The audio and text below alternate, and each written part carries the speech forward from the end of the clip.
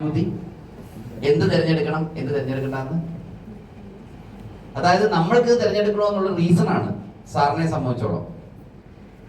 രണ്ടാമത് BOP present ചെയ്ത ഡാൻഡ sir, അദ്ദേഹം ഒരു പോസ്റ്റ് ഗ്രാജുവേറ്റ് ആണ്, ഒരു കമ്പനിയുടെ സ്റ്റേറ്റ് ഹെഡ് ആയിട്ടിരുന്ന ആളാണ്. അദ്ദേഹത്തിനും ഒരു കോമൺ സെൻസ് കാണുമല്ലോ. ഞാൻ പറഞ്ഞത് ഈ ഒരു ബിസിനസ് ഒന്നും ജോലി ചെയ്യാത്ത ആൾക്കാർ ചെയ്യുന്ന ബിസിനസ് അല്ല. മീൻസ് ആർക്ക് വേണമെങ്കിലും ചെയ്യാം, അല്ലാതെ നമുക്ക് എന്താ പറയുക ജീവിക്കാൻ നിവർത്തിയില്ലാതെ ഒരു ജോലിയും കിട്ടാതെ വന്ന് ചെയ്യുന്നൊരു പ്രൊഫൈൽ അല്ല ഡയറക്ട് സെല്ലിംഗ് എന്ന് പറയുന്നത്. ഡയറക്ട് സെല്ലിംഗ് എന്ന് ശരിക്കും പറഞ്ഞു കഴിഞ്ഞാൽ ലോകത്ത് ഏറ്റവും ഫാസ്റ്റായിട്ട് വളർന്നുകൊണ്ടിരിക്കുന്ന ഒരു മേഖലയാണ്. ഞാനിവിടെ വന്നപ്പോൾ മാക്സ് ലൈഫ് എന്ന കമ്പനിയിൽ ഏജൻസി ഡെവലപ്മെന്റ് മാനേജറായിട്ട് വർക്ക് ചെയ്യുന്നത്. പേര് നേരത്തെ സൂചിപ്പിച്ചു നിതിൻ എന്നാണ്. എന്റെ സ്ഥലം ഇവിടെ ആലപ്പുഴക്കാരൻ തന്നെയാണ്, പക്ഷെ ബിസിനസ് ഭൂരിഭാഗവും ആലപ്പുഴയിലല്ല, പുറത്ത്. അതുകൊണ്ടാണ് എപ്പോഴും ഇവിടെ കാണില്ല. ഈ ഓപ്പർച്യൂണിറ്റിയിലേക്ക് വരാൻ നേരത്ത് എനിക്കുണ്ടായ സംശയം എന്നാന്ന് വെച്ചാൽ രണ്ട് കാര്യങ്ങളാണ്. ഒന്ന്, ഇൻവെസ്റ്റ്മെന്റ് ഇല്ലാതെ എങ്ങനെ 2,14,000 രൂപ കിട്ടും? ഒരു സാധാരണ ഒരു മനുഷ്യന്, ഒരു മിഡിൽ ക്ലാസ് ഫാമിലിനെ സംബന്ധിച്ചോളം 2,14,000 എന്ന് വെച്ചാൽ ഒരു ഹൈ എമൗണ്ട് ആണോ അല്ലയോ? Especially weekly, monthly 8.4 lakhs. 8,40,000 രൂപ കിട്ടുവാണെന്നുണ്ടെങ്കിൽ നമ്മളൊന്ന് കണ്ണടച്ച് ആലോചിച്ച് കഴിഞ്ഞാൽ നമുക്ക് എന്തൊക്കെ ചെയ്യാൻ പറ്റുമെന്ന് ആലോചിച്ച് കഴിഞ്ഞാൽ ഒരു 10 മാസം തീർത്ത് ചെയ്ത് കഴിഞ്ഞാൽ ചിലപ്പോൾ പൈസ വേണ്ടെന്ന് തോന്നും. അതോടെ നമ്മുടെ പ്രശ്നങ്ങളെല്ലാം തീരും. ഏതാ 1 കോടി രൂപ കൈവന്ന് കഴിയുമ്പോൾ ചിലപ്പോൾ ഒരു സാധാരണക്കാരനെ സംബന്ധിച്ചോളം അവന്റെ കടബാധ്യതകള്, അവന്റെ ചെറിയ ചെറിയ ആഗ്രഹങ്ങള്, പിന്നെ സ്ഥിരമായിട്ട് കിട്ടാൻ നേരത്തെ 2-3 കോടിയുടെ വണ്ടിയൊക്കെ വേണം തോന്നുന്നത് സ്ഥിരമായി കിട്ടിക്കഴിയുമ്പോൾ. പക്ഷെ ഇപ്പോഴത്തെ സാഹചര്യത്തിൽ ഒരു 1 CR കയ്യിലോട്ട് കിട്ടിയാൽ നമ്മുടെ പ്രശ്നം തീരും അല്ലേ? അങ്ങനെ ഒരു സാഹചര്യത്തിലാണ് ഞാൻ ഈ ബിസിനസ്സിലേക്ക് വന്നത്.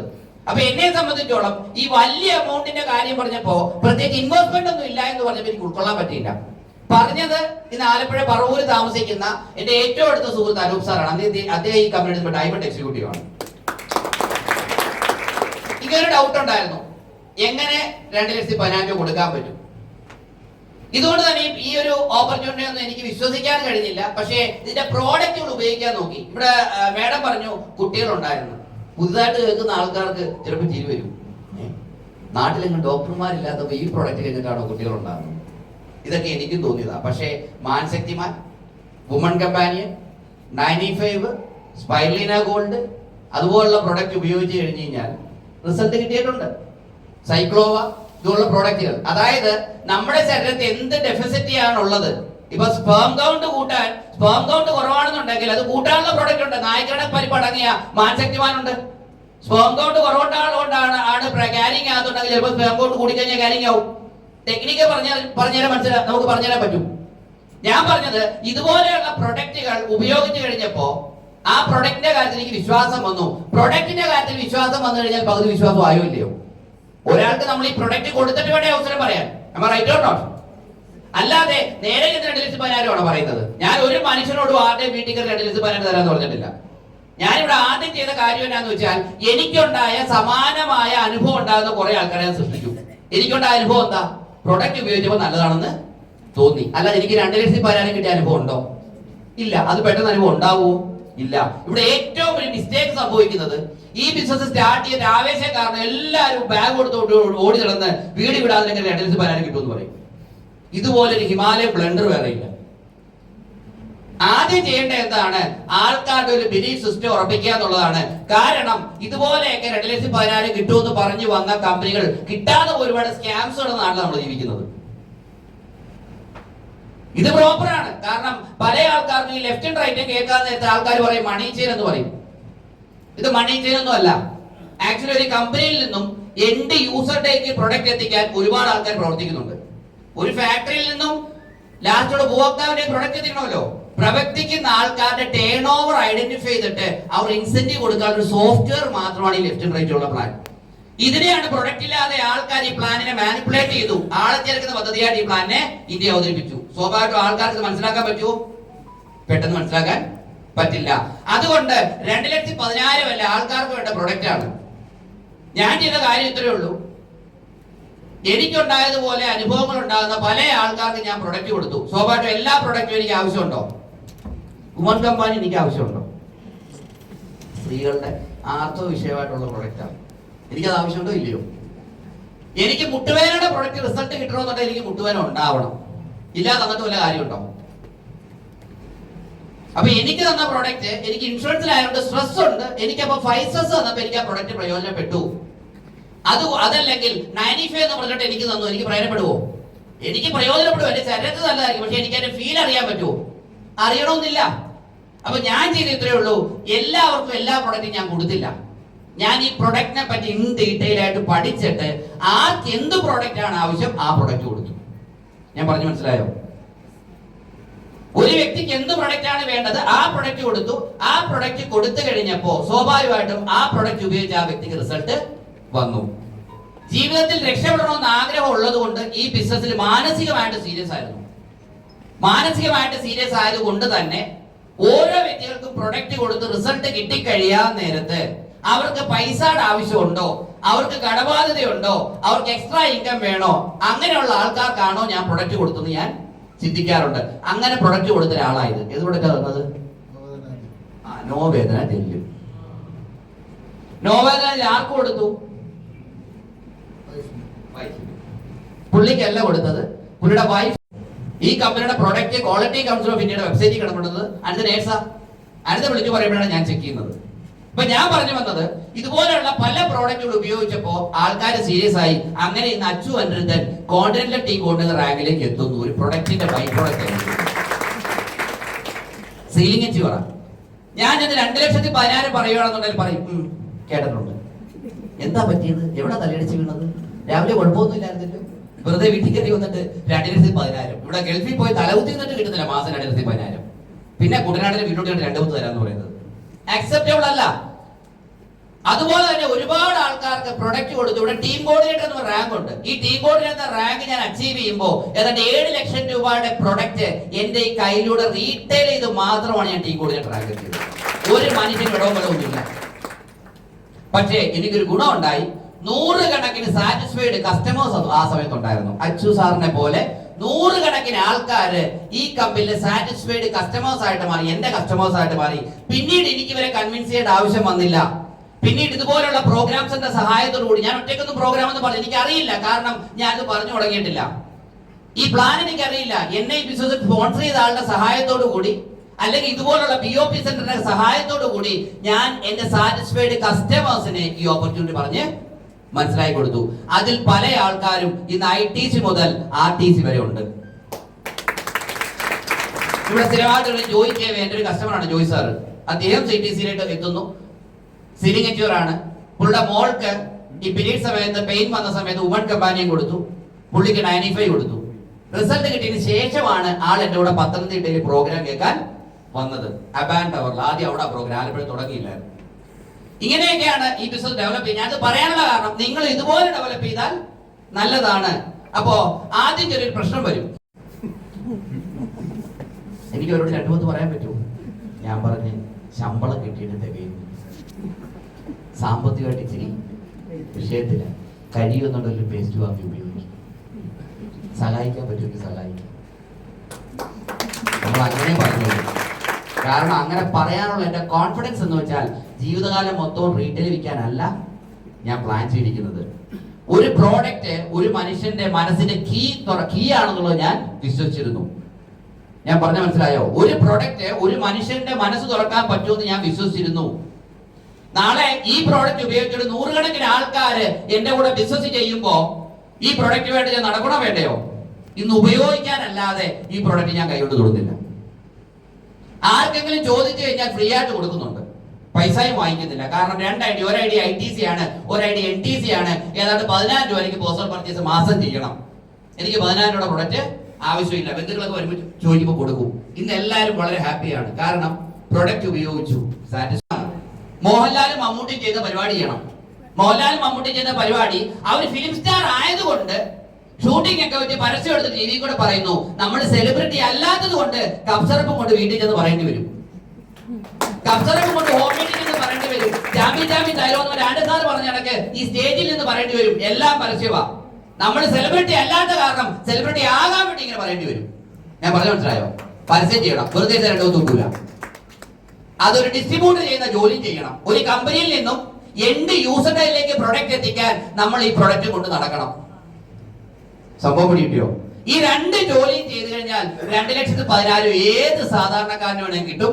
അല്ലാതെ ഇവിടെ 2,10,000 കിട്ടുമെന്ന് എന്നോട് ചോദിച്ചാൽ ഞാൻ ഒച്ചത്തി വിളിച്ചോളെ കിട്ടത്തില്ല. പിടികിട്ടിയോ? ജോലി ചെയ്യാതെ കിട്ടത്തില്ല.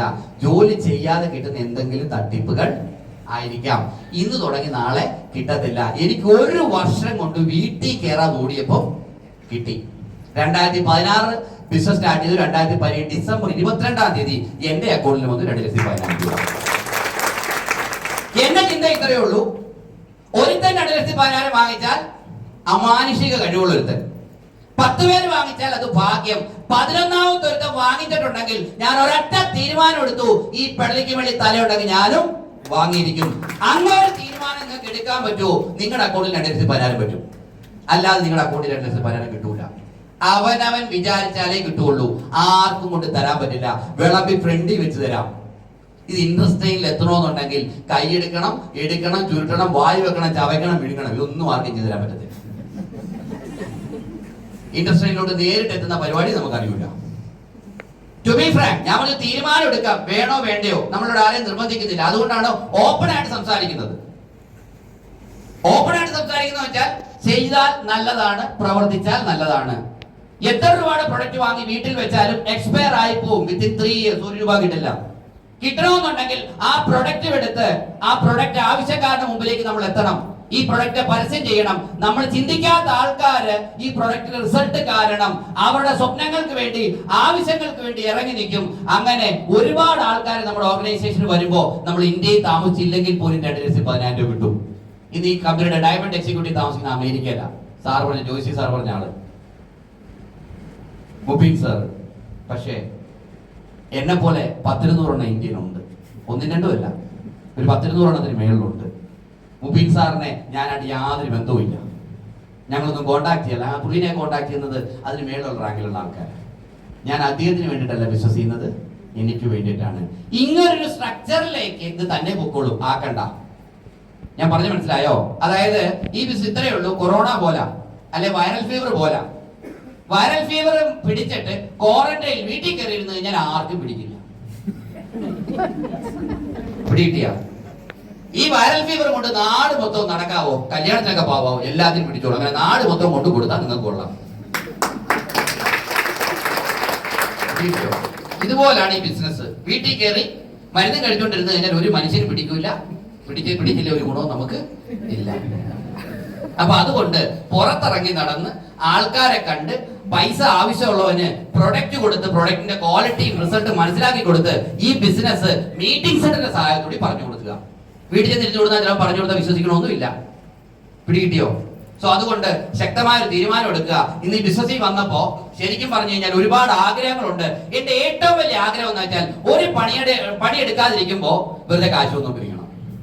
ഇങ്ങനെ ഒരു ജോലി തപ്പേ ഞാൻ നടന്നത്. കാര്യം എന്താണെന്ന് വെച്ചാൽ അത് റീസൺ ഉണ്ട്. എനിക്ക് ട്രാവലിംഗ് ഭയങ്കര ഇഷ്ടമാണ്, യാത്ര ചെയ്യാൻ ഭയങ്കര ഇഷ്ടമാണ്. യാത്ര ചെയ്യണമെങ്കിൽ എന്ത് സാധനമൊക്കെയാ വേണ്ടത് ഒന്ന് പറയാമോ? അവസ്ഥയാണെങ്കിലും ഓക്കെ. പക്ഷെ 30 വർഷം കഴിയുമ്പോൾ ഏത് മല കയറാൻ? പടി കുത്തിപ്പിടിച്ച് കയറേണ്ടി വരും. ഒരു 5 വർഷം കൊണ്ട് വെറുതെ ഇരിക്കുമ്പോൾ കാശ് വരണം. ഞാൻ ആലോചിച്ചിട്ട് ഇൻവെസ്റ്റ്മെന്റ് ഇല്ലാതെ ഈ പരിപാടിയുള്ളിൽ ഞാൻ നോക്കിയിട്ട് ശക്തമായി പ്രവർത്തിച്ചു. ആദ്യം ഇവിടെ വന്നപ്പോ എന്റെ ഏറ്റവും വലിയ ആഗ്രഹമായിരുന്നു ഹിമാചൽ പ്രദേശ് ലേ ലഡാക്ക് കംപ്ലീറ്റ് ഒരു ബൈക്കേ കറങ്ങി നടക്കണം. കേരളത്തിൽ നിന്ന് പോയി തിരിച്ചു വരണമെന്നുണ്ടെങ്കിൽ എങ്ങനെ നോക്കിയാലും 26 ദിവസം എടുക്കും. അങ്ങനെ ആ ആഗ്രഹം വന്നത് നീലാകാശം പച്ചകളിൽ ചുമന്ന ഭൂമി എന്നുള്ള സിനിമ കണ്ടിട്ടാ. ദുൽഖർ സൽമാൻ തവാന്നൊക്കെ പോണ്. അന്ന് തീരുമാനം എടുത്തതാ ഈ ഹൗസ് ബോട്ടിൽ കയറിയ ആൾക്കാരുടെ കൈവെക്കാവും. അപ്പൊ അങ്ങനെ കാണുന്ന ഒരു ആഗ്രഹമാണ്. ടീം കോർഡിനേറ്റർ ആയപ്പോ അങ്ങനെ പോകാൻ പറ്റൊരു വണ്ടി, ഒരു സ്റ്റാൻഡേർഡ് 500cc, അങ്ങോട്ട് പോകണമെങ്കിൽ 350 കൊണ്ട് പോകാൻ പറ്റത്തില്ല, 500 വേണം. അങ്ങനെ സ്റ്റാൻഡേർഡ് 500cc ബൈക്ക് വാങ്ങിച്ചു. പക്ഷേ എന്റെ അപ്ലൈനോട് ഞാൻ പറഞ്ഞു ഈ ബൈക്കിന് എനിക്ക് ലഡാക്ക് പോകണം. പുള്ളി പറഞ്ഞു എപ്പോ പോകാൻ പറ്റും? പിന്നെ പുള്ളി പറഞ്ഞു നാഷണൽ ടീം കോർഡിനേറ്റർ ആകുമ്പോ പോകാൻ പറ്റും. അതാകുമ്പോ ഒരു 10-25 ലക്ഷം രൂപ കൈ കിട്ടും. അങ്ങനെ എത്രയും പെട്ടെന്ന് നാഷണൽ ടീം കോർഡിനേറ്റർ ആയി. പുള്ളിയോട് ചോദിച്ചു പോകട്ടെ. പുള്ളി പറഞ്ഞു പറ്റത്തില്ല, കോർഡിനേറ്റ് ടീം കോർഡിനേറ്റർ ആയിട്ട് പോയാൽ മതി, 60 ലക്ഷം രൂപ കിട്ടിയിട്ട് പോയാൽ മതി. പുള്ളി 60 ലക്ഷം കിട്ടിയ പുള്ളിയോട് ചോദിച്ചു അനൂപ് സാറിനോട് പോകട്ടെ. പുള്ളി എന്തായാലും ഇത്രയും താമസിച്ചില്ലടാ, ITC വരെ ആകട്ടെ. 1,20,00,000 രൂപ കിട്ടി ITC ആയി കഴിഞ്ഞപ്പോ പുള്ളി എന്നെ വിളിച്ചു ചോദിച്ചു മോനെ ടിക്കറ്റ് ബുക്ക് ചെയ്തട്ടെ? ഞാൻ ബുക്ക് ചെയ്ത് തരാം. ഞാൻ പറഞ്ഞു അങ്ങനെ ആയിക്കോട്ടെ. അങ്ങനെ ടിക്കറ്റ് ബുക്ക് ചെയ്തു. വണ്ടിയൊക്കെ ഇവിടുന്ന് പാക്കപ്പ് ചെയ്തു. കേരളത്തിൽ നിന്ന് ഓടിച്ചു പോയില്ല, ചണ്ഡീഗഡ് പോയി. അവിടുന്ന് ശരിക്കും പറഞ്ഞാൽ ആ വണ്ടി ഓടിച്ചുകൊണ്ട് ഇന്ത്യയുടെ ഏറ്റവും ഹയസ്റ്റ് ടോപ്പസ്റ്റ് പോയിന്റ് ഉണ്ട്, Border Road Authority of India, Umlingla എന്ന് പറയും. 19,200 അടി ചൈനയൊക്കെ കാണാം. ആ 19,200 അടി മൈലേജിൽ നിന്ന് ടീം കോർഡിനേറ്റർ ആയപ്പോൾ ഉള്ള ആ വണ്ടി ഓടിച്ച് ITC ആയപ്പോൾ ഞാൻ പോയി. എന്റെ ഏറ്റവും വലിയ ആഗ്രഹമായിരുന്നു ഒരു ഫ്ലാഗ് പിടിച്ചോണ്ട് കിടക്കണം. അങ്ങനെ മൈലേജിന്റെ ഒരു ഫ്ലാഗ് പിടിച്ചോണ്ട് ഞാൻ ഫോട്ടോ എടുത്ത് ഗ്രൂപ്പിലൊക്കെ ഇട്ടിട്ടുണ്ടായിരുന്നു. എന്റെ ഇൻസ്റ്റാഗ്രാം ചെക്ക് ചെയ്ത് അറിയാം.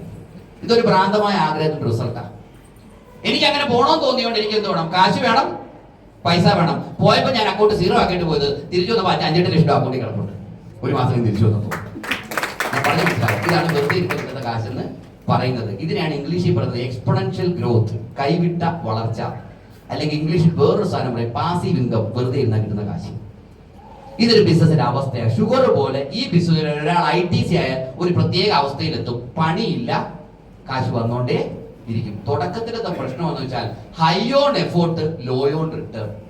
എന്തുവാ? High on effort, low on return. പ്രവൃത്തി കൂടുതൽ, വരുമാനം കുറവ്. എന്തുകൊണ്ട് പ്രവൃത്തി കൂടുതൽ, എന്തുകൊണ്ട് വരുമാനം കുറവ്? കസ്റ്റമർ നെറ്റ്വർക്ക് വീട്ടിൽ ഇരുന്നാൽ ഉണ്ടാകുകയല്ല. ഞാൻ പറഞ്ഞത് വയർഫോർ വീട്ടിൽ ഇരുന്നാൽ പടരുകയെന്നാ ഞാൻ പറഞ്ഞത്. ഇത് നാട് മൊത്തം പടരുന്ന സമയത്ത് വരുമാനം കിട്ടണമെന്നില്ല, ഇറങ്ങി നടന്ന് പടതണം. കസ്റ്റമർ നെറ്റ്വർക്ക് ഉണ്ടാകണം, ഡിസ്ട്രിബ്യൂട്ടർ നെറ്റ്വർക്ക് ഉണ്ടാകണം. Once distributor network and customer network create ആയി കഴിഞ്ഞാൽ low on effort, high on income. പ്രവൃത്തി കുറവും വരുമാനം കൂടുതലും. അങ്ങൊരവസ്ഥയിൽ ദൈവത്തിന്റെ അനുഗ്രഹം കൊണ്ട് ഇന്ന് ഈ ബിസിനസ് എത്തി നിൽക്കുന്നു.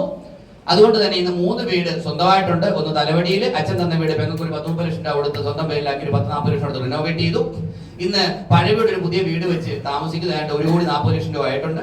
എനിക്ക് ഏറ്റവും വലിയ ആഗ്രഹമായിരുന്നു എറണാകുളത്ത് ഒരു വീട് വേണം. എറണാകുളം ഏറ്റവും കൂടുതൽ ഡെവലപ്പ് ചെയ്യുന്ന കാക്കനാട് ഇൻഫോ പാർക്കിന് അടുത്ത് തന്നെ ഒരു പ്രീമിയം ക്ലാസ് ഒരു അപ്പാർട്ട്മെന്റ് വാങ്ങിച്ചു. അതിനകത്ത് ഏറ്റവും വലിയ സംഭവം 4 ഹെലികോപ്റ്റർ അതിനകത്തുണ്ട്. ഹെലികോപ്റ്റർ ഹെലിപ്പാഡുണ്ട്, വേണം 4 നമ്പർ ഒരു സമയത്ത് ഇറങ്ങാം. അതുപോലെ ട്രിനിറ്റി വേൾഡ് എന്ന് പറഞ്ഞൊരു പ്രീമിയം അപ്പാർട്ട്മെന്റ് വാങ്ങിച്ച് എറണാകുളത്തൊക്കെ നിൽക്കുന്നു. Jeep compass, Honda WRV, BMW പോലുള്ള വാഹനങ്ങൾ വാങ്ങി ഉപയോഗിക്കാൻ പറ്റി. ഇന്ന് വളരെ സന്തോഷത്തോടുകൂടി ബിസിനസ് ചെയ്യുന്നു. കൂടുതലും ഇന്ന് ഔട്ട് ഓഫ് കേരളയാണ് ഫോക്കസ് ചെയ്യുന്നത്. കേരളത്തിൽ കാസർഗോഡ് ഒഴിച്ച് ബാക്കി എല്ലാ സംസ്ഥാനങ്ങളിലും കാര്യമായ ബിസിനസ് ഉണ്ട്. തമിഴ്നാട്, നോർത്ത് ഇന്ത്യ, ഇപ്പൊ അടുത്ത ദിവസം വഡോദരയിൽ പോവാണ്, ഗുജറാത്ത്, അതുപോലെ തന്നെ നോർത്ത് ഇന്ത്യൻ സ്ഥലങ്ങളിലേക്ക് പോകുന്നു. എന്തുകൊണ്ട് പോകണമെന്ന് വെച്ചാൽ ഞാൻ പോയില്ലെങ്കിൽ വേറെ ആരെങ്കിലും ഒക്കെ പോകും. അവിടെ നിന്ന് വേറെ ആരെങ്കിലും കസ്റ്റമർ